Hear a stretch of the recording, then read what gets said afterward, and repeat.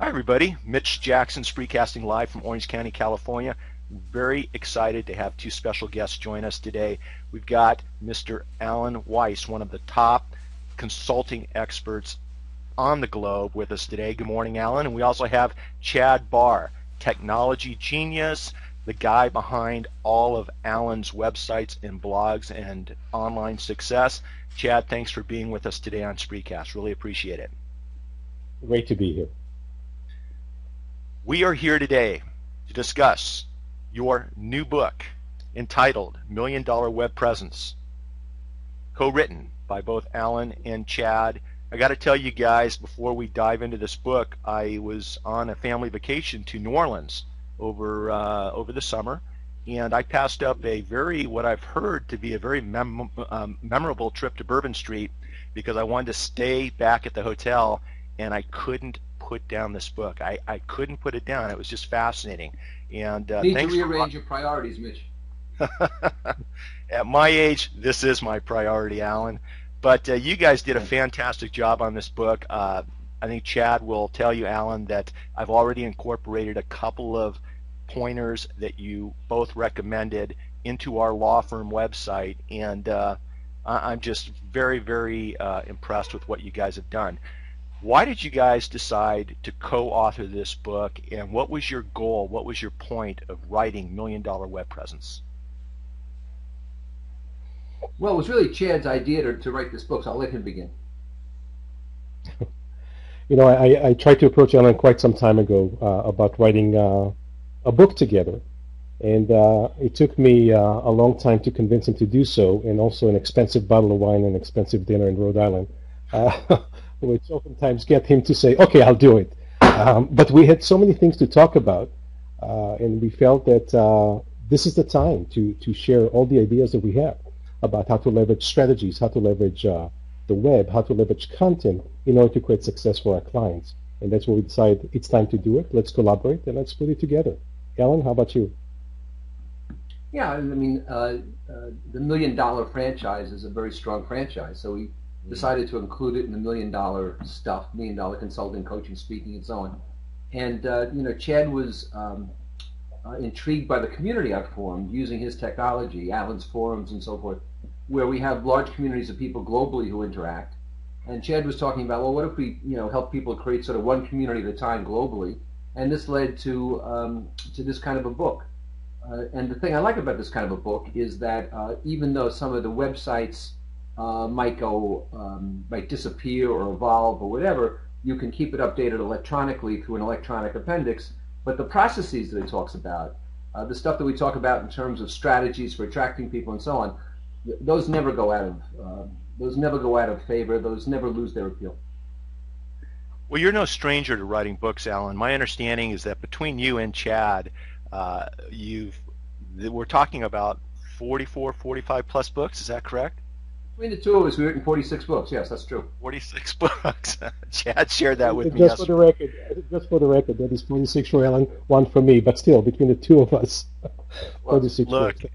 It's the lawyer in me, okay? That's the way I'm selling it to everybody. But Chad, I thought that was funny when you brought it up. And in all honesty, Alan, Chad did mention that one of those was his. Tell you guys technically, what. Mitch, if you're a lawyer, it's really 40. It would be 45.5 and 0.5 is the way that would break down. But who's counting? That's why you're the consulting expert, and I'm simply interviewing you today. Real quick before we dive into the book, you mentioned Alan's forums, Chad, and Alan. Tell us a little bit about that, because Chad, you mentioned yesterday Alan's forums, and you mentioned some numbers that just blew me off my chair. What are Alan's forums, and what was your thought process behind starting those forums, and then how have you guys piggybacked on those forums to building the rest of Alan's online dynasty? I said at a workshop, one of Alan's workshops several years ago, I think going back about 10 or so years ago, and it was just amazing to me that not only I was able to get my questions answered by Alan, but also to be able to listen to what others are asking, which would cross my mind. This is a great question I never thought about. Wouldn't it be great if we can put this kind of a concept online and attract people to both interact with Alan Alan interact with them, but also interact with each other and hear what each other are saying. So that's when I approached Alan and we decided to launch this community, which from my perspective, and I know from Alan's perspective, is one of the most amazing communities in the world. And one of the ways for them to communicate is through this online community where they can inject ideas, they can ask questions of them with each other, ask questions of Alan, and it becomes an amazing repository of intellectual property that people are sharing with each other, but also a testing ground for new ideas. So people may say to Alan, would love to get more ideas about how to conduct a strategy session. And Alan would come back later on when, after 16 people say, me too, me too, me too, and say, I could do this in my sleep. And that's when he launched several years ago a strategy workshop. So it's the community that oftentimes suggests what ideas to implement, and then the owner of the community, in this situation, Alan, can go and act on those ideas. Alan, I'm sure you have more to say. Well, I think it's the analogy with the iPhone and the apps. I think that, when the iPhone was created, there were 60,000 apps starting to come on board. Now there's, over 1 million.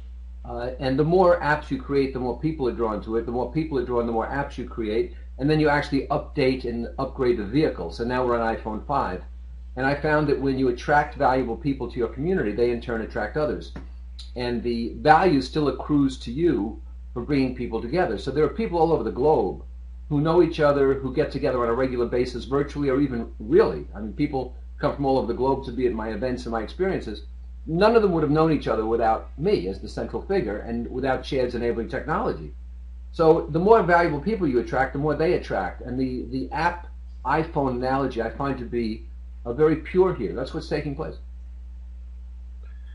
We're here today with consultant Alan Weiss and Chad Barr, technology guru, regarding their co-authored book, $1 Million Web Presence. And I first learned about Alan 15, 20 years ago. I read his book, $1 Million Consulting, which completely changed the way I approach the practice of law. And Alan, in our pre-stage portion, I thank you for writing that book, and thanks for all your help over the years.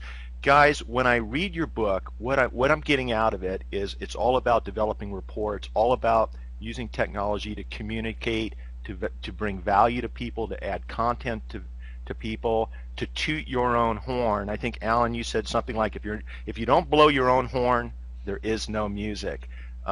With respect to that, is there a difference between communicating, Alan, with your offline consulting clients and communicating online through your forums, through your websites, through your blog post? I get your Monday morning blog post every Monday morning.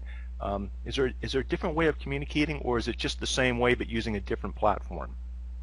I think it is the same way but using a different platform. I think when people adjust their communications to suit what they perceive to be the needs of the platform, they vitiate their power. They attenuate their strength. The ironic thing today, Mitch, is that 35 years ago, Nesbitt talked about high tech, high touch. And, for 34 years, he was a prognosticator. He was one of the few guys who was accurate. The more high tech, the more you need high touch. But today, the game has really changed in that high tech enables high touch. And my forums, as just one example in my communities, is an avatar of that. So that people are using technology to stay in close touch with each other, to talk interactively, to compare notes. So I don't think you vary your communication style, except insofar is that when you're doing things, for example, strictly on a screen, which is a very one-dimensional kind of thing, you can't have inflection and you can't have volume, and you don't have certain tonality, in which case you have to be more careful, actually, than if you're interacting like we are now. It's a lot simpler.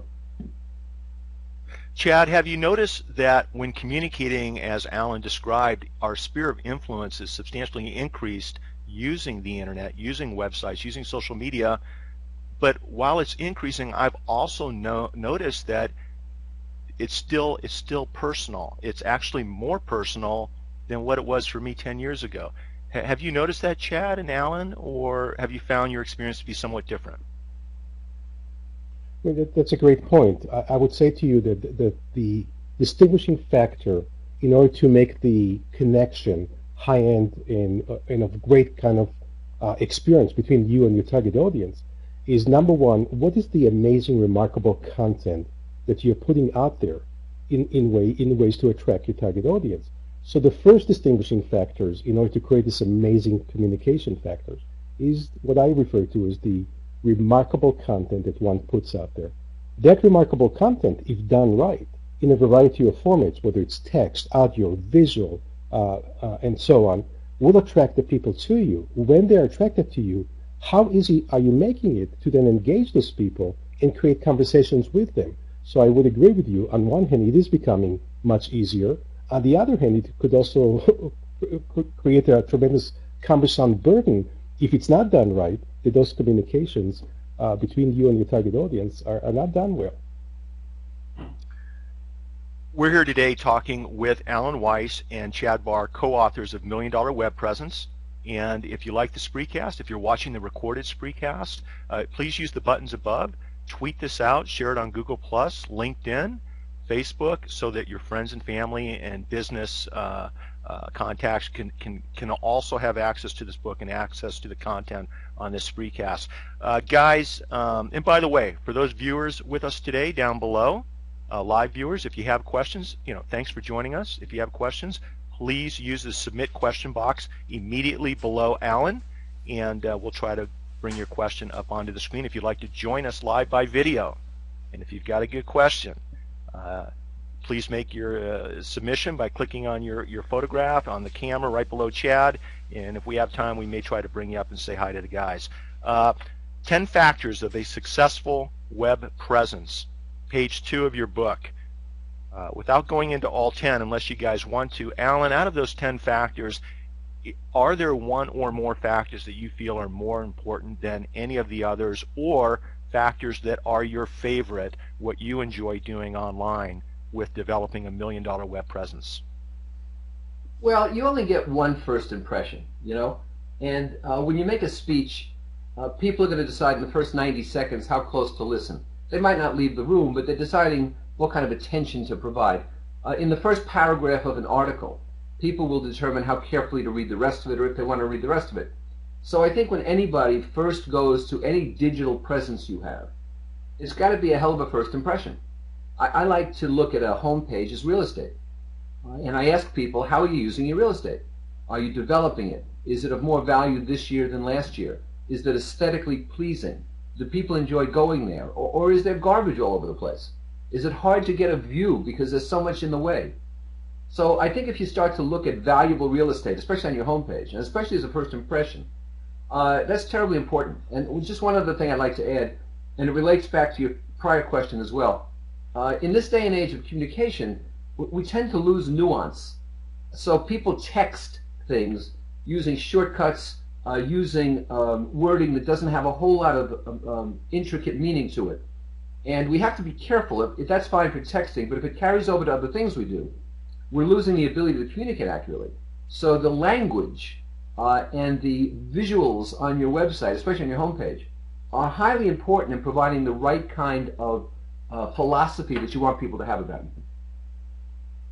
I would like to also add to this, to what Alan mentioned, one key things. We actually incorporate a visual in our book, which talks about how to create instant credibility on the web, especially as consultant, speaker, author, entrepreneur, service provider. How do we do so effectively? And here, from our perspective, 5 key ways to do it. Number 1, your client list. Who are the clients that have done business with you? Actually, that is the one page I highly recommend, that the page scrolls down forever, because I want to make sure that the visitor comes to that page and say, oh my God, look at the amount of clients that this person is dealing with. Number 2 are your testimonials, and especially today, not just written testimonials, but video testimonials that we find to be very effective in order to portray the success of the value you provide your clients. Number 3 are the results, and the results from our perspective, how is the client better off by virtue of working with you? And then we talked about testimonials, and the other thing is case studies.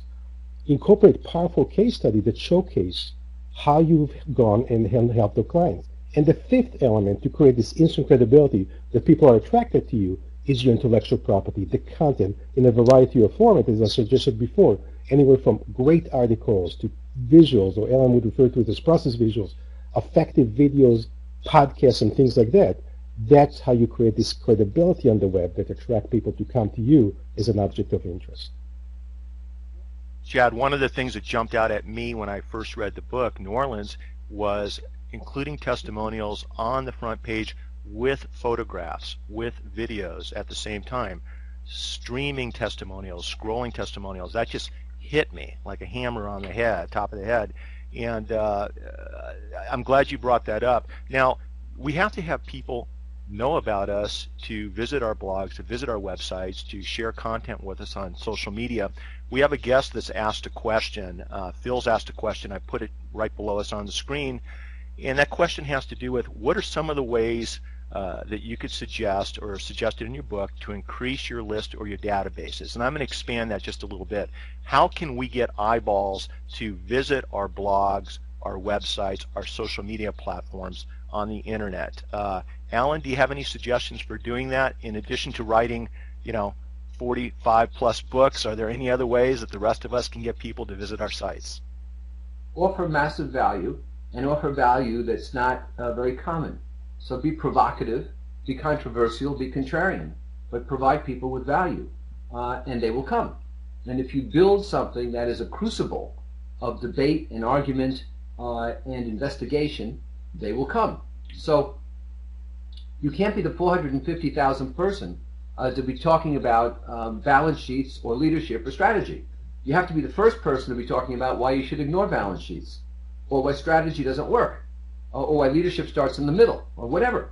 So I think you have to be controversial and provocative. I think you have to be fearless. And I don't think you have to be very scientific about it. In other words, I'm an anecdotal writer. Those 46 books are anecdotal. That is, I use examples to make my point or to disprove another point. And as long as you can do that, people are with you. They'll buy into it.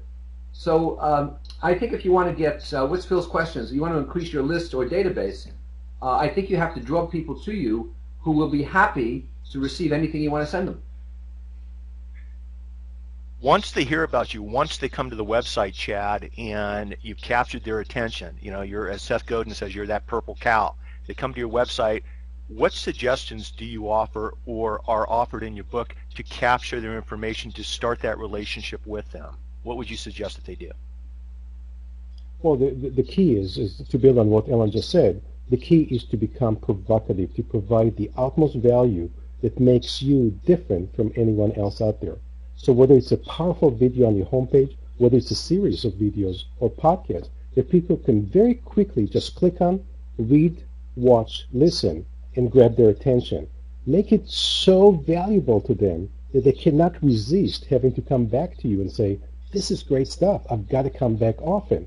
Once credibility is established, once the visitor comes to your site and you have established this credibility that you have amazing, great content to share with, that's when trust is going to start to be built. And that's when the person is going to say, I think I want to stay in touch with you. Or, even better, I need more help. Perhaps I need to pick up the phone or email you and say, I just read one of your articles. You're exactly the kind of person I was looking to bring into my organization. Can we talk about that? So provocativeness, great content, is from our perspective the key in order to attract people to you that hopefully picks up the phone. They pick up the phone or email you, and then the rest is magic. So are each of you still proponents of using the telephone, of one-on-one personal meetings to develop rapport and build relationships, or do you think more of our time should be spent on these online platforms rather than the phone and rather than in-person meetings? Alan. You don't build a relationship. You don't build a relationship on the internet. I mean, you can start an acquaintance, but the fact is, relationships are best built in person. That's 3-dimension. The phone is 2-dimension. But what I find is that too many consultants and professional service providers believe that email should be their default preferred mechanism of communication. And it's never as effective as picking up the phone. So I say to people, why aren't you picking up the phone and calling someone? If you're interested in me doing something, why don't you pick up the phone? They're afraid of it. And so unfortunately, electronic means have become a rather pale default mechanism, and that's why a lot of people aren't successful. They're not picking up the phone and calling people. Chad mentioned something about people coming to the website and seeing something of value. And in your book, you guys talk about 4 things that everyone must have on their website. And one of those 4 things you talk about is a value proposition. Alan, can you share with us what you meant by a value proposition? What exactly were you talking about? Well, another way to look at it is the value proposition is how a client is better off once you walk away. So it's always a business outcome. It's always an improved condition. So putting on a workshop, doing an audit, running a strategy retreat, those are never value propositions. They're simply deliverables. A value proposition in a broad sense would be, I improve individual and organizational performance. In a narrow sense, it might be, I decrease the closing time of sales and decrease cost of acquisition. Both of those are fine. One's more generic, say an OD practitioner like I was for many years. One's more specific, an expert in sales, but they're both good. But a value proposition reflects how the client's better off when you leave, meaning it has to be an improved business condition. In communicating this value proposition, Chad, are we talking about putting language on the website or adding videos, adding free downline ebooks? What exactly are you guys talking about? I come to your website, I want to be hit across the face with a value proposition. What am I leaving with? Well, the first most obvious thing, I'm surprised, I'm amazed at time, how many sites I come across that I have no clue when arriving to the site what the person is doing. You cannot see anything on the site that resembles, here's the focus of my business. It's almost like the point of the arrow that I would refer to as Ellen is embellished on the value proposition. First of all, make sure the value proposition is prominently displayed on the home page and on the other pages as well. How is it that you're helping your clients improve their condition, improve their business? That's what the value proposition needs to answer. So the first thing, make sure it's prominently displayed. Second, everything that is in the content creation, whether it's the video we talked about before, the podcast or the articles, need to complement answering a lot of the question about the value proposition. So for example, if one of the key issues that our clients are struggling with is how to leverage content on the website, wouldn't it be great if part of answering those questions, a video comes up on the homepage that people can click on, and you see me or in your situation, you on your website, and said, I'm oftentimes being asked, what is the top challenge my clients are facing? And bar none, that challenge is how to leverage content to strengthen my thought leadership. And here are 3 ways of how I go to do it. So the value proposition can be complemented by leveraging the videos that we talked about before in order to answer those questions of how the client is better off. And of course, the testimonials from the clients, especially in the video format, can answer that even further. One of the biggest, please. Hey, you can see me. I like this. Debbie has posted a comment here, and she says, Mitch and I have never phoned, just Spreecasted and Facebook, so I disagree with having to have the phone. So let me put that to bed. Number 1, never generalize from a specific. And just because you were successful with 1 or 2 people doesn't mean it's smarter the way to go. Secondly, if you're talking about selling professional services to a corporate audience, you're not doing it by Spreecasting and Facebooking and emailing or leaving messages in the sand. And if you can't learn to use the phone correctly to communicate with people in a second dimension and use influence, you're simply not going to be as successful. So other than that, I don't feel strongly about it. It's interesting how what I've noticed, guys, over the years, and we're in our 27th year of practicing law and building our law firm, is our sphere of influence has expanded, but I feel like I'm building more personal relationships with people using technology than I was able to 10, 15 years, 20 years ago. I'm glad I don't have to go out every night to a bar association meeting away from the family, rub elbows with 10, 20 people, meet two or three new people. Instead, these platforms allow us to connect. They're just much more effective, and I agree with everyone. This is my tool right here. This is a secret weapon. You pick up the phone and call someone. Let me ask you a question. That makes sense for maintaining relationships. What you just said makes eminent sense. But if you want to build a new relationship, if you want a new client in your legal profession, if a client wants to investigate you as representing them, aren't you and they more comfortable meeting in person? And that's my preference. Agree with you 100%. And I tell young lawyers, meet opposing counsel in person. Pick up the phone and call them, grab lunch, have a meeting at their office, develop that personal relationship before you get too far into the case. It's magical. Things happen. And if you do that today, you're separating yourself from everyone else because, Alan, as you said, everyone's using emails today. And things are getting misconstrued. Things aren't being interpreted correctly. The inflection isn't happening in an email. I read a term, and there's a couple of questions I'm going to bring up. I read a term in your book. It talks about marketing gravity. And I'm not sure I understand what marketing gravity is. What is marketing gravity? And this goes to either one of you. And how can we use that, or how should we use that in our online efforts? You want to do that, Chad? You want me to do it? You start. Okay. I have to reboot first. Just a minute. Okay. See, I use technology. Amazing, amazing. A little low energy there. Should this go into something? I don't know. I just found it here. Is this yours, Mitch? You know That's what? I'll mine, come by Alan. and pick it up. I'll pick it up later on.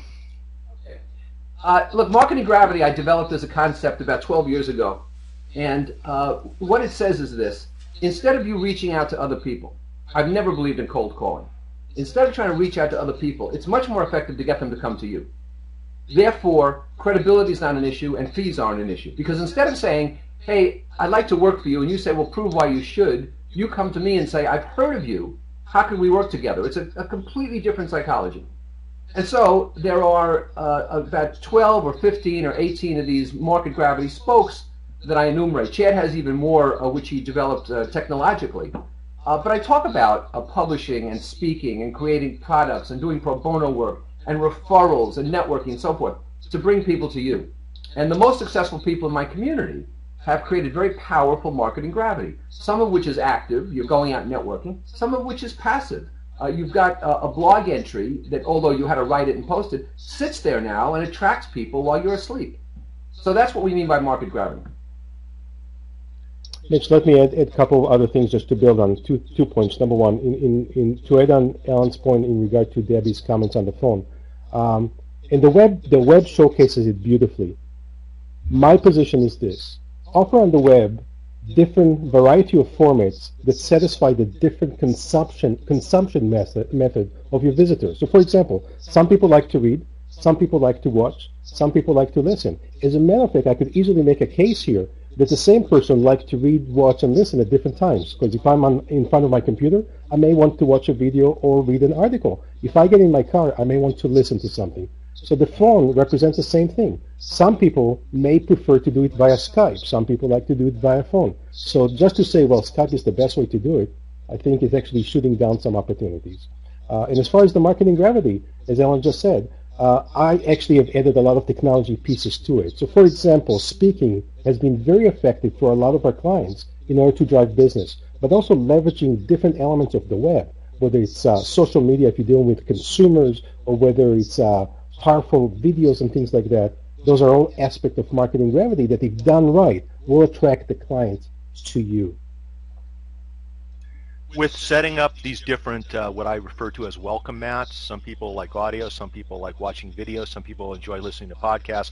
With setting up these different welcome mats, Jack Lovell asked a question down below. Basically, does your book lay out a development plan for each one of these platforms?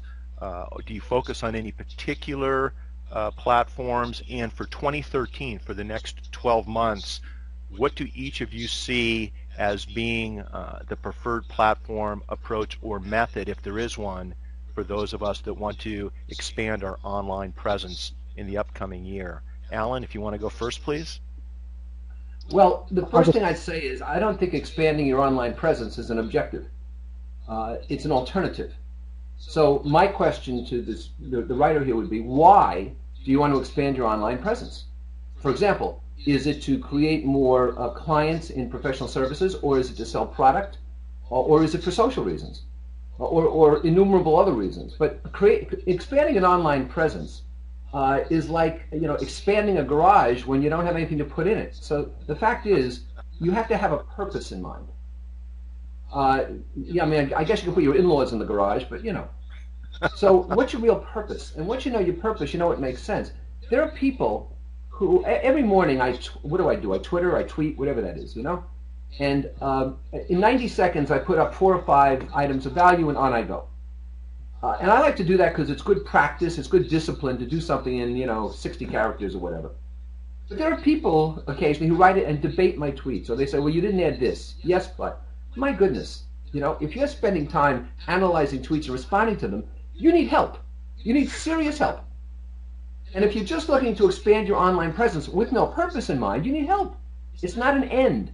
Now, I assume the Jack here does have a purpose in mind, so it would depend what that purpose is. Having said that, I'll say one more thing and turn it over to Chad, and it's this. I think your best bet, digitally, electronically, platform-wise, is multiplicity. I think that what you said before, what Jed said before, some people like to read, some like to listen, some like to hear, and so forth. You should appeal to all of that. There's a guy named Jeff Cobb who did an interview with me. It appeared today, and he has a brilliant structure where you can listen to the audio, you can see video of me, and he's also got an annotated text by the minute of what we talk about. So there's something for everybody. I think that's what one should look to do. The only thing I want to add to it, that oftentimes people are getting it completely wrong. So especially when we hear people say, what do I need to do as far as my website? Help me with my website. They're thinking about it completely wrong. What they need to start thinking about is how to create the ultimate remarkable repository of powerful intellectual property, where the website, as an example here, becomes one of the vehicles that pushes this content towards the target audience. But there are many other vehicles as well, whether it's YouTube or iTunes and things like that. So rather than start to, first of all, think about the web, start to think about your remarkable content. And then lastly, I would say that in order to create success on the web, there's no silver bullet approach. The three key elements that we found that help create the success out there: number one, in no particular order, what is the strategy of your business? Where is your business going? How is the technology then going to complement the strategy? Second, what is the wow factor? How do you create the wow factor that when people show up to the website, they look at you as a world-class act? And then, of course, as we said over and over today, what does your remarkable, provocative content looks like today? Where does it need to be roughly 6 months to a year from now? And how are you going to evolve it? That's the key here. Once again, everyone, we're talking with co-authors Alan Weiss and Chad Barr, $1 Million Web Presence. Fantastic book, must read, I believe, for any business person either thinking about or already doing online, marketing, blogging, webcasting, social media efforts. It's just a fantastic book, guys. Chad, let me just follow up real quick before we wrap up today's Spreecast, because we are going to have to get going in a few minutes. With respect to the different ways of communicating online, do you have any suggestions as to, are some ways better than others as far as being indexed by the Google search engines? Alan, are some ways better than others as far as people, if they're more comfortable communicating through a written blog, should that be what they're doing? If they're more comfortable communicating through a video, should that be something that they emphasize? Is that a factor when determining which type of platform you should be focusing your attention on? So, Chad, first with respect to technical Google search engine feedback, and then Alan with respect to comfortableness and modes of communication. I may upset all the search engine optimization gurus out there, but I found that, of course, there's an importance to it to some extent. But the bottom line is, what is the remarkable content that you're creating? And if you follow our advice, it needs to be in a variety of formats: text, visual, audio, and video. Then create a lot of it in a variety of formats, and let your audience consume it in the way that they prefer to consume it. However, in addition to it, I'm a firm believer that it's your responsibility to push it directly towards your target audience. So, for example, if you, Mitch, shared with me that one of your key challenges has been, in regards to the internet, is how to leverage content to strengthen your thought leadership. When I write a piece of content, whether it's an audio piece or a written piece or a video piece, wouldn't it be great if I send you a private email and say, Mitch, I noticed in our previous discussion, one of the key challenges you are struggling with is how to leverage content to strengthen your thought leadership. Here's a podcast or here's a video that answers those questions. Please take a look at that. How about Thursday at 10, where I get your feedback and I have 2 other pieces of advice I want to share with you? When you do that, it bypasses all the Google search engine, and you're providing direct, powerful value towards your target audience. That would be my advice. Alan, should people... I think that... Yeah? Okay. Yeah.